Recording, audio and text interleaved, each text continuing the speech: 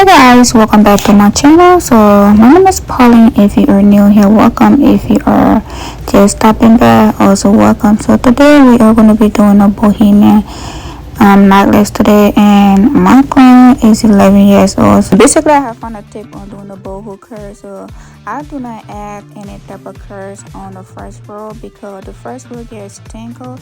And when I'm doing a client here, especially a kid, she's just 11 years old, I am not adding curls at the first row.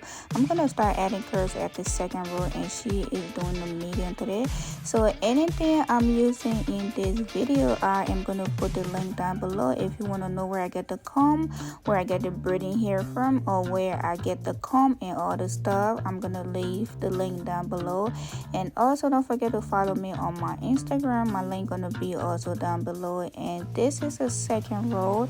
So the second row I am gonna be doing 3 braids at the second row. We are doing a medium, we're not really doing a small or a large, so we are doing a medium.